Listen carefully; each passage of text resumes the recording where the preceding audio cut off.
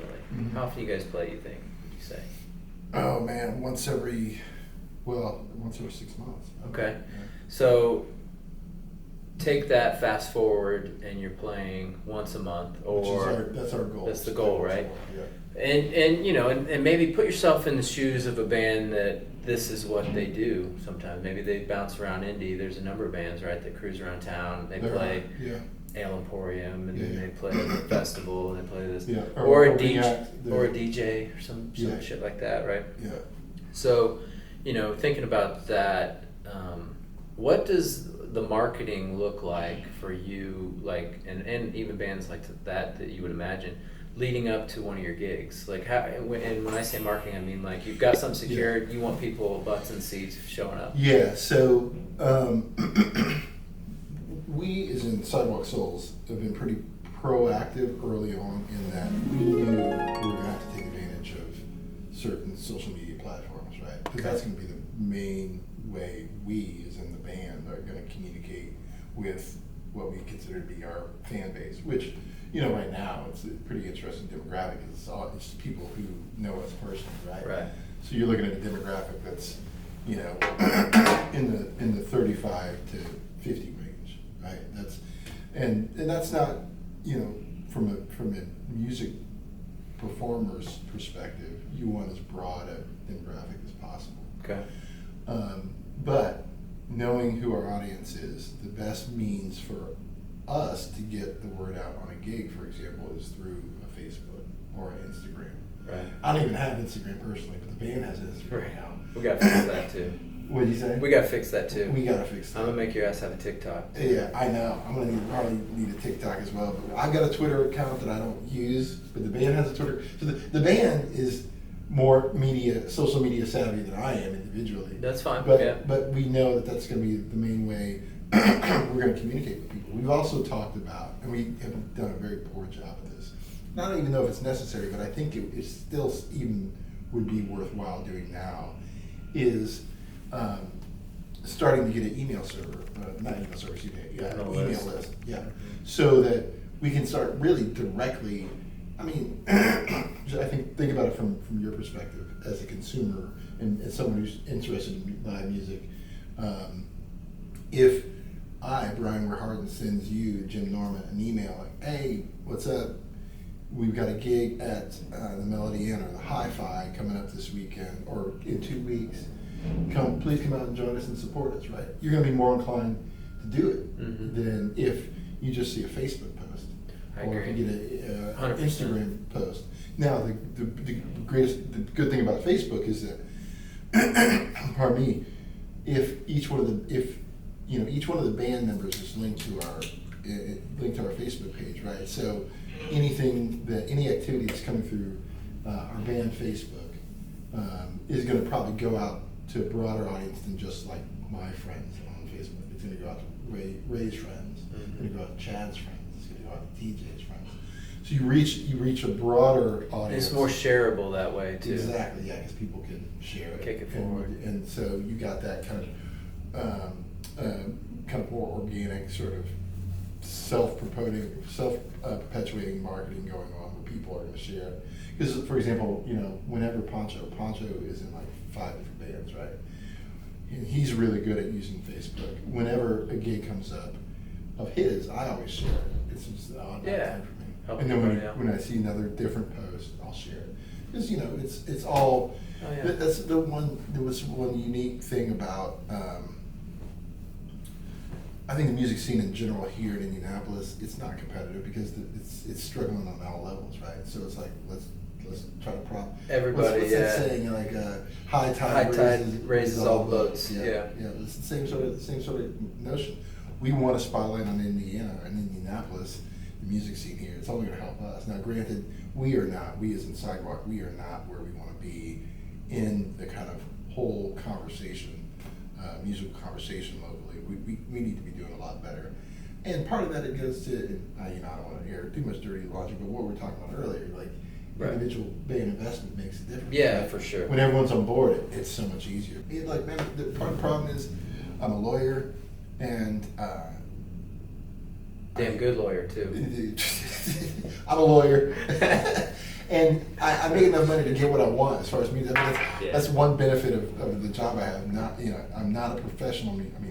Technically, I guess I am. I've been paid to play music, but I'm not like that type of musician where everything's a struggle. Yeah. Right? I'm not eating ramen noodles or bullshit like that. Right. I've got my perfect guitar because I had it made. I've got a beautiful amp and pedal board, all this shit. And it's funny, I had a conversation with a buddy of mine this past weekend who is a big music gearhead like I am. But he's even more so. He's actually, his venture, it's really fascinating. He wants to start building his own guitars. And I know he's capable of doing it. I've seen him design prototypes, and I'm going to be one of the first investors, trust me. Oh, yeah. And if you're interested, we'll talk. But myself and another partner, a patent attorney at Taft, a guy named Jason Hodak, who's a board member of the Indianapolis Jazz Foundation with me. But he's also a good friend from high school, and we've even become closer as adults. But I'm trying to talk him into investing in my buddy Matt Dixon is his name. He's a former bandmate as well, but he's a guitarist. He was playing bass for us at the time, and he's a guitarist. He wants to design his own guitars. And I've seen his prototypes. And they're beautiful. They're going to be something special. And his thing is he wants guitars that he wants to maximize tone and sound. Big thing for these guitars. And it's a saturated market, granted. It is a very dense custom guitar building is a very dense market. And it helps to have gimmicks and such to set yourself apart. He's got something he's working on, and I shouldn't talk about it, he just shared it with me, but we'll have to talk to Jason, the patent attorney, about it. But his product's going to be special, but primarily because of the love and attention he's putting into just making it a very beautiful sounding instrument. That's what it takes, right? Absolutely. Set it apart, make it something. His goal is he didn't care. He at least initially, his market isn't going to be, just somebody who's surfing online to buy a guitar. His market's going to be get this in the hands of a professional guitarist, like a real professional, and let them just see what they think. And he's confident enough that if he puts in enough work and effort, which I know he is, and know he's going to do, that people are going to walk. Professional establishments. There's a whole market there for somebody that's a true enthusiast in something, rather than somebody that just collects stuff. Yeah. And what's interesting, it's funny you mention that, because there are the guitar consumers. It's a funny group of people. Yeah. So I'll use myself as an example. I am not the type of person that has 12 guitars. I don't know. I've never been like that. Even as a kid, I'll have one bike that I love and I take care of it, right? Or I have, one whatever. And same with guitars. I'll buy one guitar. It'll be my mainstay. And I usually, it's like I've got a Paul Reed Smith that I played for 20 years. It's 20 years old, so I've had it for like 18 years. So, and it got to the point where we were gigging the sidewalk that I thought, I really need a spare just in case. Because when you're performing, something can happen. You need one. You drop it, you break it, or even this. That's the job I've always wanted. Can I be that dude? I'll run you the new guitar. I found my role. Yeah. I want to be the guy that brings you. Those dudes work harder than you realize, man. But breaking a string, you don't have time to stop the gig to fix a broken fucking string. Right. So I needed a backup guitar for years. TJ, the other guitarist in Sidewalk Souls, I should say the whole name, Sidewalk Souls. We'll make sure that he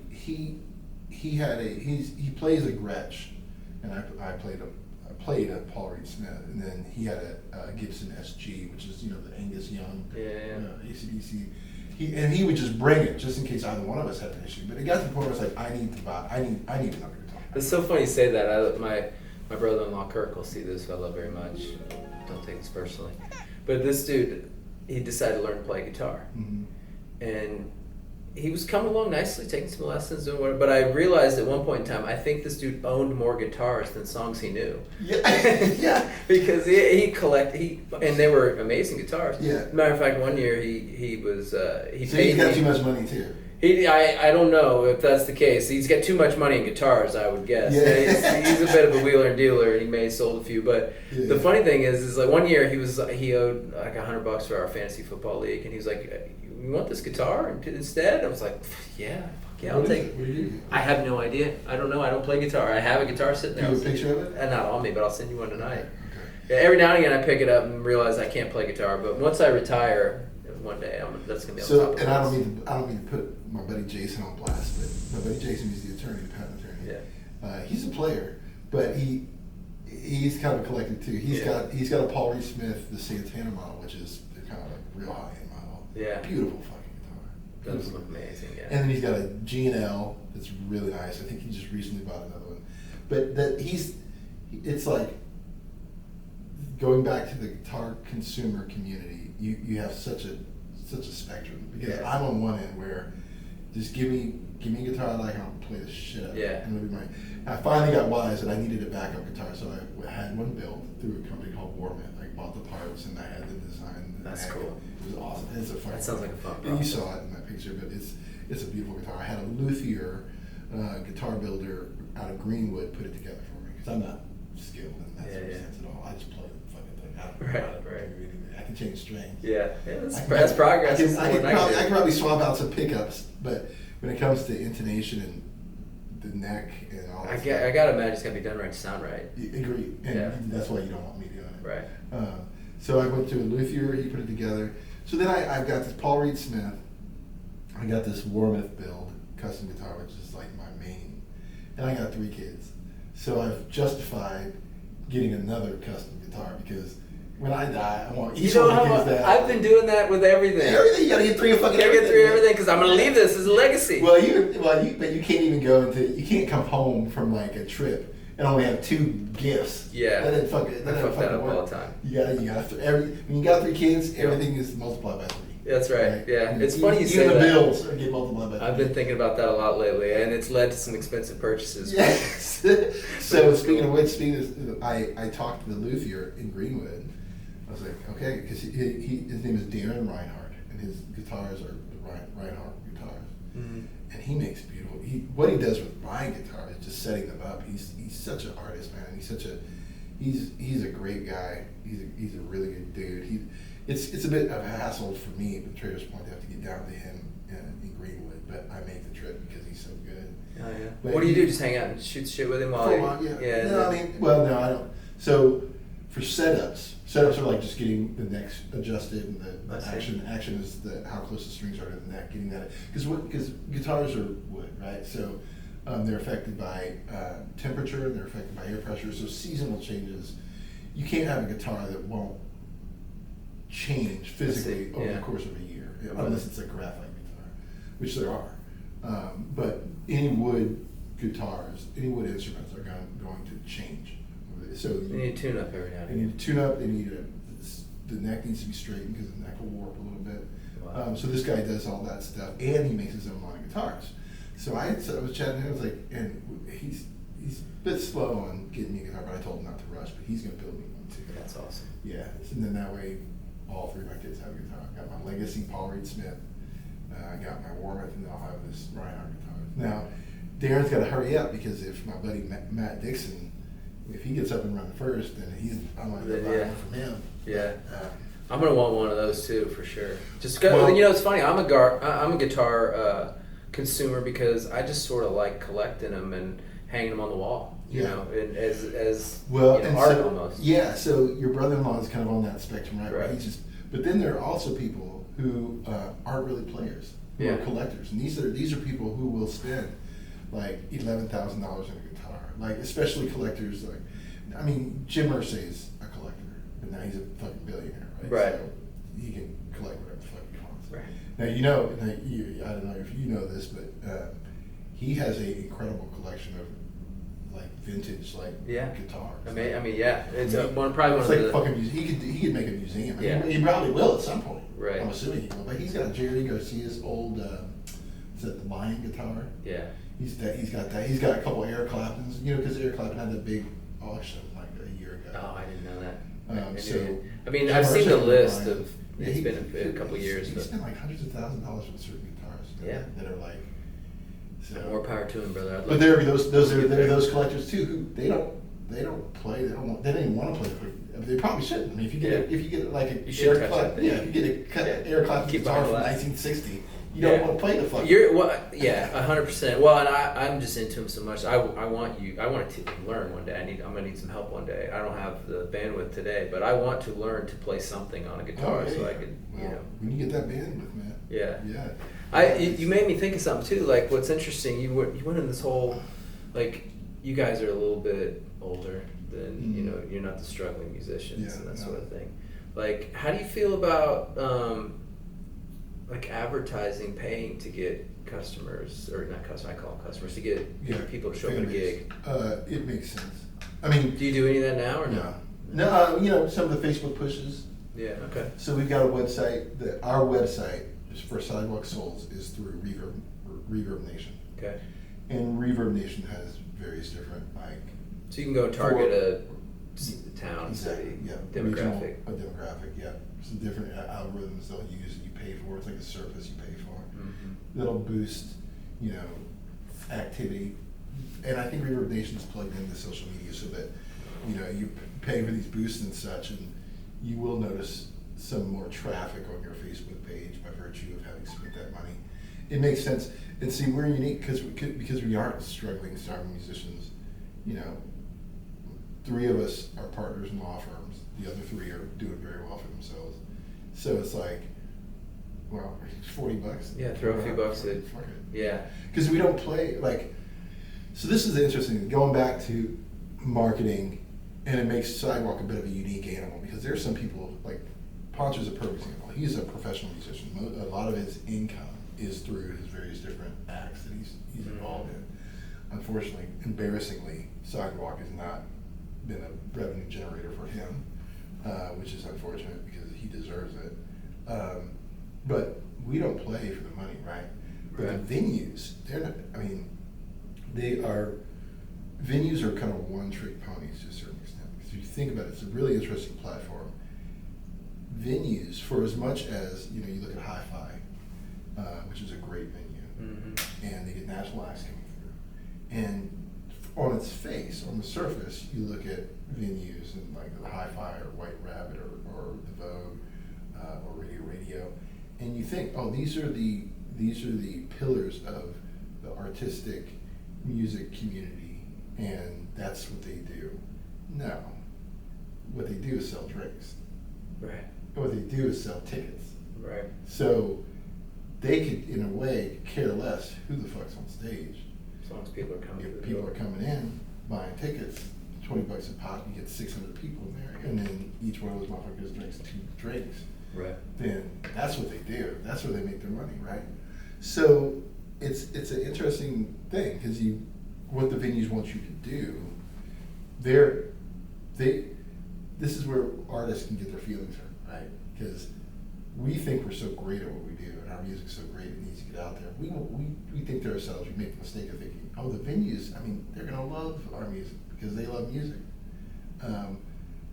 You book us, 3 people come, the venue's never gonna let you play there again, no matter how well you play it, no matter how good you sound, unless they really, really, really like you. Yeah. But they're in it for a reason. It's a business because it's a business, right? So there is an expectation from even a Melody Inn that, okay, you come play on Wednesday, hey, then they'll tell you. I love the Melody Inn too because it's a historic site, but it's a small venue. Yeah. But they're also very transparent. It's like, hey, look, we want you to come play on X date. You got to push it on Facebook. We'll do the same, but you got to do your part too, right? Because especially small venues like that, they have to sell beer. They have to sell fucking tickets, or else they're going to shut it, right? Right. So the expectation is that you're going to bring, in places like Melody, they're happy if you bring 40 people for They're stoked. That's a great night. You're the headliner for exactly. the next couple of weeks. So, but even and that's where the challenge is with the venues that we really want to play at, like Hi-Fi, for example, which is like, the trust that you need to instill with them is that you're going to bring a lot of people. Mm-hmm. So it's a real difficult thing because if we don't do, and we haven't been doing this has been our problem. If we don't have a big social media presence that keeps us relevant to our fan base, if we're not continuously gigging to the point where people kind of know who we are, then when you go to a Hi-Fi, we don't know who you guys are, or we're not going to burn a whole evening for you. What we might do is give you an opening opportunity for one of these acts coming through town, and that would be great. We would love that. Sure. But because the band coming to town's already kind of done the heavy lifting with getting the audience, so the venue doesn't lose anything by putting an opening act. But the problem is, your hi-fis are going to be familiar with the regular players around town, and we're not. So if Billy Bob Thornton, his band comes to town, like came to town last year and came to town this year. I don't even know if he was worth a shit. Other than just being a weird guy, but it's got its niche. Yeah, but I just I remember we reached out to, there was a contest or something to see who was going to get invited to open up for Billy Bob Thornton or something. It's a contest. Well, it was weird. It was like they offered, they were like, I think Hi-Fi did this, or maybe Billy Bob Thornton, I'm not sure. But it was like last year, and you could submit like material to be considered for an opening act for Billy Bob. Yeah. And I think we did something. I mean, we sent them something. I can't remember. We never got a call back. I guess it turned out, I don't know what happened, but I guess there was not an opening act for his show. So maybe nobody made the cut. I bet it was Billy Bob Thornton didn't like any about it. It was just like, fuck it. Oh, never mind. Yeah. Like, or he forgot to review the videos. Yeah, it was just like, look, I don't want to do myself. Yeah, but point being, I ultimately what I'm getting at is beyond the fact that we've been doing a poor job at it. But the point I'm making is venues. It's interesting because venues, the act has to sell themselves to the venue, and the way they do that is by assuring the venue by one means or another that you're going to bring butts and seats, because that's what they want. That's what they need, right? They need for as much as Hi-Fi does. I mean, they're an important aspect of the indie music scene, right? But for as much as they are that, they are even more essentially beer vendors. Right. How do you guys? I think I know the answer to this question, but I want to ask you, like, how do you, as lawyers who probably have pretty substantial LinkedIn followings, how do you cross over? Why not? To me, it would feel like a gimmick on both sides. If I was a musician who put myself out there like, I'm a lawyer, I feel that's a bit disingenuous, because in my head, when I'm in that mindset, I'm not a lawyer. I'm a fucking musician. I'm a guitarist. And in all frankness, in all honesty, you know this, Jim, that's what I'm a guitarist who is a lawyer by day. Right, yeah, 100%.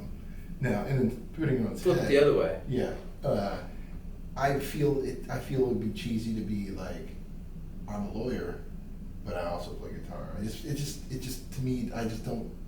I guess if I was an entertainment lawyer, it'd be totally different, right? I mean, you'd see there'd be synergies there, right? Yeah. Yeah, I see. If I'm an entertainment lawyer and my clients are musicians, in order for me to endear a certain level in order for me to garner a certain amount of trust, and vice versa, to have that relationship with that artist, then he'd be probably comforted by the fact that I'm an artist too, right? Right. But I'm not an entertainment lawyer. I'm a criminal defense compliance lawyer. And another part of it too is, and it's kind of sad, for as much as I love, because I really do love what I do, and probably more importantly, I love the people I work with. I'm really lucky, especially in this 13th year of my career. The last 3 years, I've really started working with people that I thoroughly enjoy working with. The unfortunate thing is they aren't musicians, and they don't think like musicians. They don't act like musicians. Doesn't mean that they don't appreciate. Not music. at all. And a lot of them do. A lot of them do. But musicians are different people. I mean, it's a different culture. So yeah. I could be like, hey, I'm Brian the lawyer, but I also play guitar or whatever. Can you say it without the thing? Yeah. Do it without that and see if it feels better. Because every time. Yeah, I don't know. I can't. It feels so cheesy to me. But the thing about it is, it would get lost. Me, Brian, the lawyer / guitarist, would get lost in these people. I don't think they would. They don't think that way. At least not most of them. It's a different world to them, right? I get it. I personally think if I were to put myself in your shoes for a hot minute, which I wish I could play the guitar like you can. You're fucking amazing. But You're too nice. it's true though. But like if you have, I don't know, you got 1,000 followers on LinkedIn, and you just said something along the lines of, you know, having a little fun with a couple other lawyers on, you know, this weekend. You know, LOL, you know, laugh it off, a little humility in there. That makes perfect sense, man. And to be honest with you, that was just lost on me because I don't equate the two. I compartmentalize it. Yeah, so I've gathered, you know, I've been on this journey in the last year or so to kind of tweak the way I look at things, and I've read a ton of books, and one of them that I really liked was called Jab, Jab, Jab, Right Hook, and what it means really is, you know, value, value, value, value, value, ask, right? And I think you're looking at the posting of the music as an ask for them to be a fan. Correct. And it's really, you're just showing them some decent music. It's really, you're just, you know, if you look at like, you know, all the stuff that you were to put on LinkedIn and the legal stuff that you may forward along or whatever, I was never super duper active on it from a and I'm not. I could do better about LinkedIn. But still, like the idea though is like you're not asking them to come see a show every single time.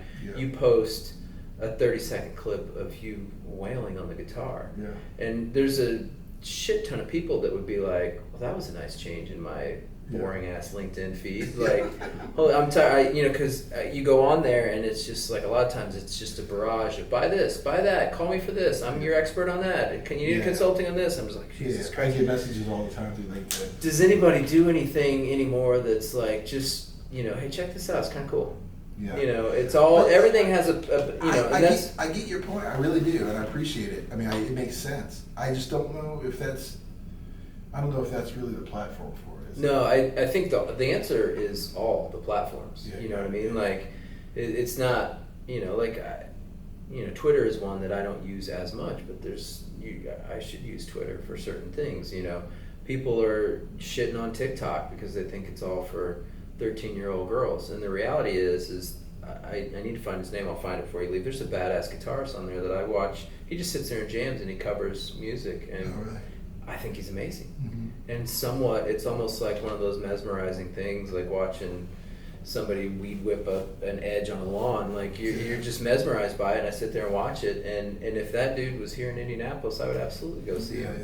You know, and every platform has its value. But I think the interesting thing is you've got however many LinkedIn followers you got, 500,000, I'm sure, somewhere in that zone. I don't know. I don't think I've got that many.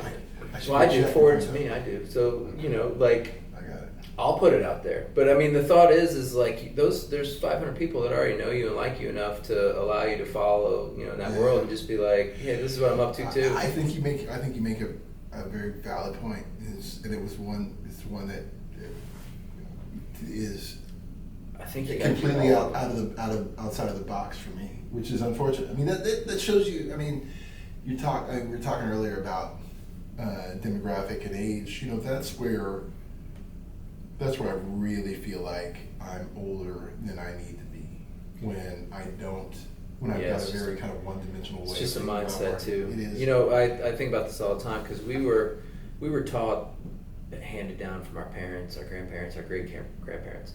This is how you do it. You do it this way. You go to college, you get a job, you focus on this, you get a house, you get married, you pension, blah blah, this thing. And now I'm just like, wait a minute, it's fucking 2021. You know, my grandpa's advice isn't hitting like it might have been, and you know, and he killed it for his day and age. He was a genius. But like now I'm like, I don't know that if he was here in 21, he might do it a little differently too. Like, I don't know. I just think about, especially some of this marketing stuff, we gotta set down our pride and so this is what makes us unique as a band of people who are somewhat financially, capable, is that our deficiencies can easily be supplemented by finding the right people to pay. Right. Right. So we've talked about it with amongst us. It's like, do we need to put somebody? I've talked about it with you. I've reached putting somebody on a monthly retainer where we give them, $200 a month, and they manage our fucking social media. So so that when we have gigs, they're promoted. But even when we don't have gigs, they're asking us, say, hey, call them, Brian, we need some content for the webpage. I should ask Dakota. I mean, please, I'll pay him. I mean, between 6 people, paying somebody $200, $300 a month to keep our Facebook. It'd be Facebook, Twitter, and Instagram. I'm not doing it unless you get me a fucking TikTok. I'm not doing it. I've got to be able to make one of those. You want a TikTok for me? Yep. Well, let's get Jerry and Woo back up and running. We can do a TikTok. I want to post, if you let me. I want to post one of those on I've got one for my company it's not Sit With Me. It's not me. Yeah. And I would love to post one. Let me just send the text. I don't think it's gonna be a problem. See what he says. I want to know what you think about this from a band standpoint too. So let's say, go on this little journey with me here, so you see what I'm thinking. Yeah. Let's say Sidewalk Souls has an account on Sit With Me. Okay. It would be kind of under the staff side of things, so the servers, bartenders, that sort of thing. Your niche is entertainment. Yep. And I'll show you. Patrons would be our fan base. Patrons of the fan base, yeah. And I'll show you that side of the app in a minute. This is the customer side, the fan base side, right? Yeah. So what this shows you, this view here shows you is servers in the area, and they can either be on duty or off duty at this point in time. So I'll come up here a little bit because it's better. Like you can sort of zoom in, and you can tap on one of these, and it brings up kind of the full screen profile, and you can flip through all the profiles that are in that area just to get an idea who you want to sit with or go whatever. And if you tap on it, it shows you a little bit about that server. There's a bio. You can message them. So cool. You can send them a gift. I'm going to change that to gift for legal reasons. What's it say? Tip. Why? Because I think tip is being paid like remuneration. Yeah, they gotta the tax man gets involved a little bit more. So I don't know. And then the schedule, I don't have any there. Let's see. Remuneration. Where's let's see if I go here. You see the dots; those are other shifts outside of today. Now the interesting thing about how you get paid, how I get paid, I tapped on tomorrow, and now you got to upgrade to premium. But today is free. Okay. And you can see the shifts down below and that sort of thing. And there's no point in going the day before. Yeah, the dots just kind of show you when. She helps out with this a little bit. She's one of the ex-nannies. Okay. Yeah. So the other cool thing is so if I zoom in here to Indy. Oh, it's 3-dimensional. Yeah. That's cool. And there's, let's see, where are we? You can zoom in. You can tap on the 12. Now these are just fake accounts. Obviously, we're testing, figuring out these are just fake accounts that have come up. You tap on this and you can slide through these cards, right? You got Ryder, and you can flip through. This is one of the developers over in Vietnam. That's the picture he put out there. But so you can sort of flip through some of these. But the other thing that's kind of cool is you can come up here and you can filter by a lot of different things. So if I want to find, I don't think I put any in here, but if I want to find entertainment, I can just hit entertainment, and it only shows me the bands or the DJs or the performers or whatever it ultimately ends up being. Now, this is for servers, bartenders for the most part. You can see all the different things I've thought of to throw in there.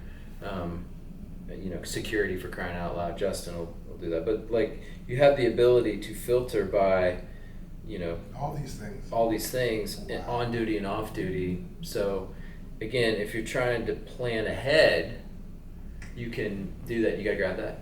Go for it. So if you're trying to plan ahead, you can look forward. So again, this is not the end all be all for you guys, but what I'll show you is kind of neat. I'm gonna switch sides now to the. Hang on one second. Let me check one thing. Go ahead. I'm in the entertainer side, server side, bartender side. Got it. Right. Yeah. So it has your schedule here, no shifts. You can add a shift. You can pick a venue. Any venue that is on Yelp will work. Okay. So you can pick a venue. If I'm going to be at Wild Ginger, and it sort of walks you through. You're the entertainment, and then you pick the start time, the end time. So if it's tomorrow at 8:00 p.m. Hit next. When it's gonna end, we'll say it's gonna end at 11 p.m. tomorrow. Next. Repeats never. When you want to alert, you can get alerted whenever. Create a new shift, see if it works. It always says I got more. Bam, look at that. Create a new shift, success. And there it is. So then it pops in. And so now. You got this thing fucking running like a well-oiled machine. I mean, it's. I'm still a little nervous because it's all. There's little bugs popping up here and there, right? It's not done, but. So now on the customer side, my account, which is Jim Norman Test Gym, right here, will pop up with an event coming up at Wild Ginger tomorrow, PM, whatever. This right? is the consumer side? This is the server side. I'm still on the server entertainment side. And here's what's kind of cool about this. This is neat. So if I go to messages, these are people that follow me that I direct message and that sort of thing, right? Mm-hmm. So those are consumers. They are consumers that I'm chatting with, right? So I went to my Tuesday night regulars broadcast. Imagine right now, let's see, edit patrons who's in here. So right now I got 3 people. Imagine all of your go-to fans are following you on here and they're in here. You can send one message that says, hey, don't forget about our gig tomorrow night at Wild Ginger. Hits all of them. But the cool thing is the responses come back individually. So they don't see that they're in a group chat. They just think they're getting a direct message from the band. Yeah. So that's cool, man. So you can have the one-on-one chat, but it doesn't take you 40 minutes to direct message 70 people. Yeah. You do it once, boom, you're done. Yeah. So great. then, of course, all your notifications pop in back in here, or whatever. So this is your profile where you can have people can come there and they can flip through all your gig videos. You can take, you can take a photo, you can add to it, pull from your library, whatever you want to do. Videos work as well. And then if we switch seats back over to the patron side, it's going to zoom in as it loads up here. So I got the 46 that are here. 46 are like the different events.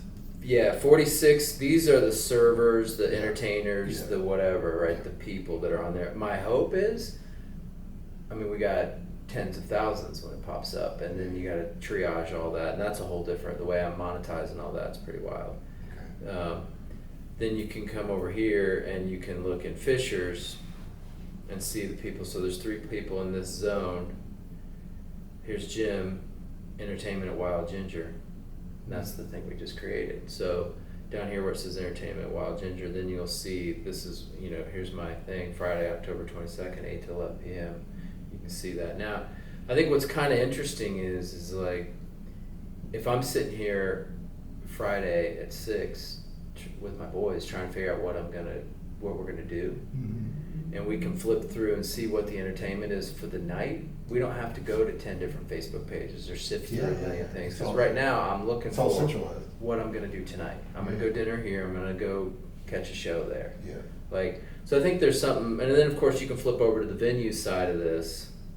You can view all this stuff in list format too. You can filter this list, but the venues is just like a list of Yelp restaurants or entertainment venues or whatever profiles. So, well, I definitely you had mentioned you wanted to talk about entertainment. I definitely see the application here, man. It's not going to replace what you're going to do on Facebook. It's an and, not an or. Absolutely. But it's going to catch that point of sale, like, all right, we're getting ready to walk out the door. There's not a whole lot of people, I think, that are very efficiently flipping through their Facebook or Instagram feeds. Looking for something to do tonight. Yeah, but they can go here and figure out quickly and easily what's up, And even in this search feature, you can filter down by profiles that you like and follow and find new shit. Maybe they don't even follow you, but they can go and see, all right, let's just see who in Indianapolis is playing tonight,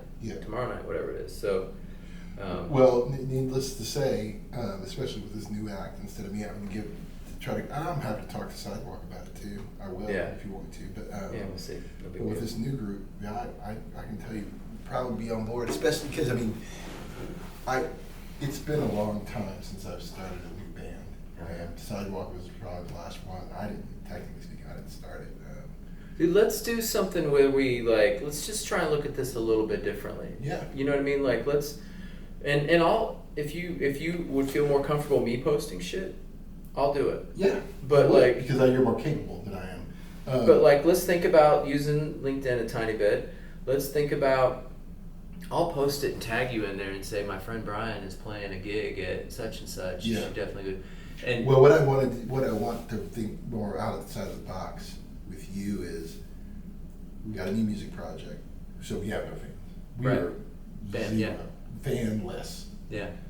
I want to show you we these. barely, we don't, I mean, we still need to generate material. I Yeah. can assure you that's not going to be a problem. Right. But we can get that sorted out in short order. But let's see what we can do, start a new band using. I think using you. Let's see what fucking happens. I think this would be interesting. It'd be easier to do it this way than for me to get sign off from 6 motherfuckers. Right. Again, when Will gets back up and running, come over there with me one night. I will.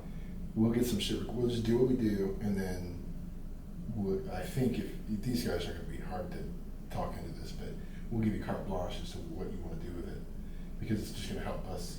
Yeah, and I think like I'm in this social media mode right now where I'm posting all the time. I'm getting followers. All my buddies at this podcast thing and the artist people that I'm supporting, all these, they're all reposting my shit. And like I'm helping them, they're helping me. We're taking care of it. It's the same thing you're talking about with the band. Yeah. With the whole, we're all kind of in this entrepreneur, mind frame right now. I gotta find this guitar, dude. And it's so just. how would I describe where you're posting this? So I would say,